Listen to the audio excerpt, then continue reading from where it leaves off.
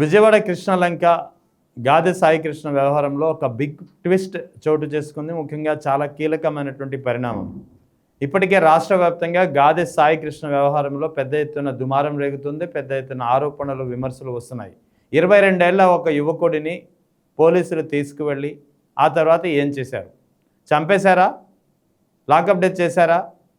లేదా మరెక్కడైనా జీవించి ఉన్నాడా? లేదా లాకప్ డెత్ చేసి ఉంటే ఆ మృతదేహం ఏమైంది? లేదా లాకప్ డెత్ చేసే మృతదేహాన్ని కూడా కాల్చి బూడిద చేశారా? ఇవే ఆరోపణలు కదా ఇప్పుడు వస్తున్నాయి.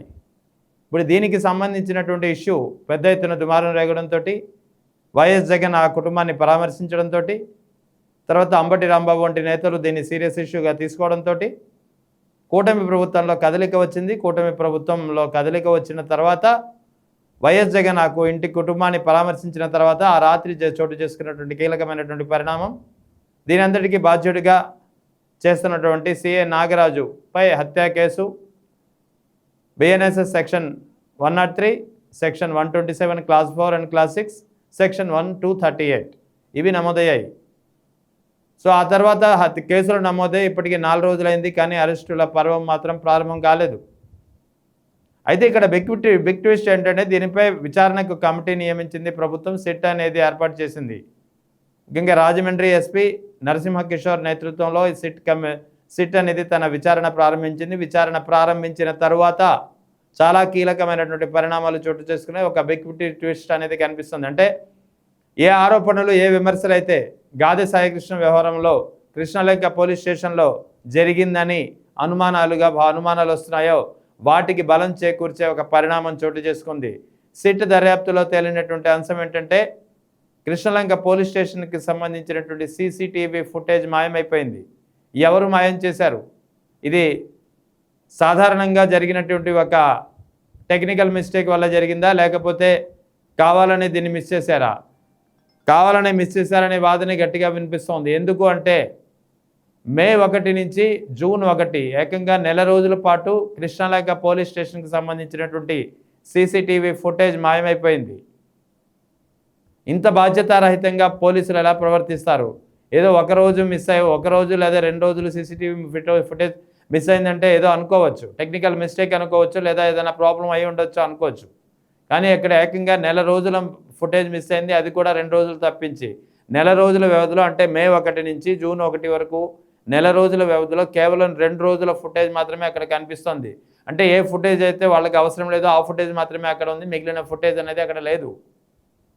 సాయికృష్ణ టాస్క్ ఫోర్స్ పోలీసులు మార్కాపురంలో పట్టుకెళ్ళింది, తీసుకువెళ్ళింది, అదుపులో తీసుకున్నది మే 8, 9 తేదీల్లో. ఆ తర్వాత టాస్క్ ఫోర్స్ పోలీసులు మే 10 లేదా 11వ తేదీన కృష్ణలంక పోలీస్ స్టేషన్కి తీసుకొచ్చినట్టు ఒక వాదన ఉంది. కానీ మరి అప్పటి నుంచి ఈ నెల రోజుల వ్యవధిలో 2 రోజులు కాకుండా మిగిలిన 28 రోజుల ఫుటేజ్ అనేది, సీసీటీవీ ఫుటేజ్ అనేది మొత్తానికి మాయమైపోయింది. అంటే ఇక్కడ కృష్ణలంక పోలీస్ స్టేషన్ అనేది పూర్తిగా సిఏ నాగరాజు అండర్లోనే ఉంటుంది.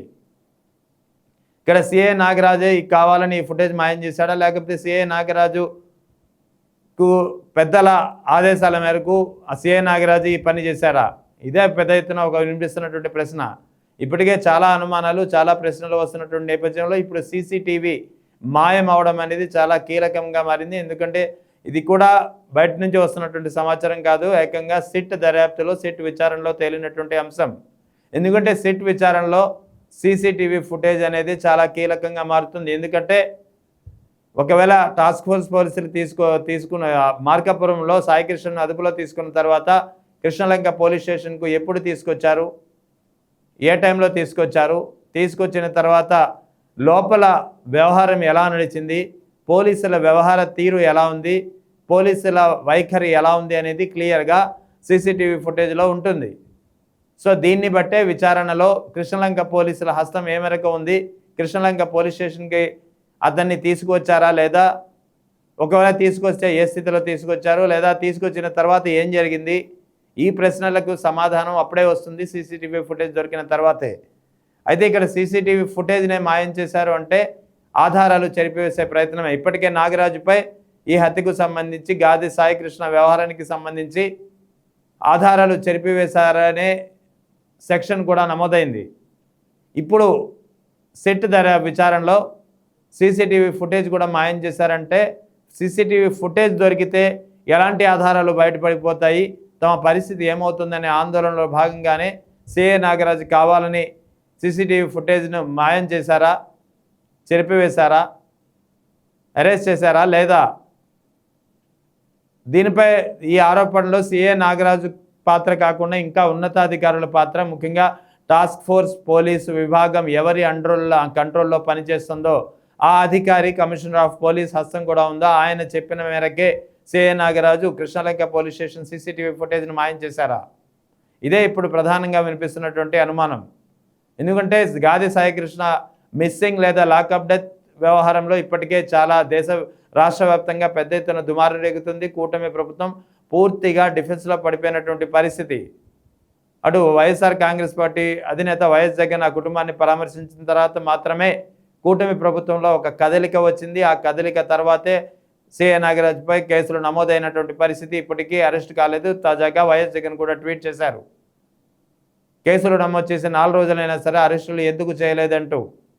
ఇప్పుడు తాజాగా ఈ వ్యవహారం అంటే అసలు కృష్ణలంక పోలీస్ స్టేషన్లో ఏం జరుగుతుంది, పోలీసులు ఏం చేస్తున్నారు, మీకు ఇష్టం వచ్చినట్టు నడుస్తారా, మీకు ఇష్టం వచ్చినట్టు వ్యవహరిస్తారా?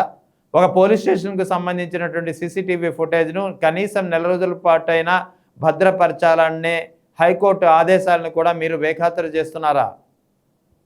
అంటే హైకోర్టులో కోర్టులు ఏం చెబుతున్నాయి, వ్యవహార శైలి ఎలా ఉండాలి, ఒక నిందితుడిని పట్టుకున్నప్పుడు అతను నేరస్తుడే కావచ్చు, ఒక గైడ్లైన్స్ అంటూ ఉన్నాయి కదా సుప్రీంకోర్టు జారీ చేసినవి, ఆ గైడ్లైన్స్ ఎందుకు పాటించడం లేదు? సీసీటీవీ ఫుటేజ్ కనీసం 4 రోజులు ఉంచాలనే హైకోర్టు ఆదేశాలను ఎందుకు బేఖాతరు చేస్తున్నారు? ఇప్పుడు తాజాగా Krishnalanka police station CCTV footage మాయం వెనుక ఎవరున్నారు, ఎవరి హస్తం ఉంది, ఎందుకు మాయం చేశారు?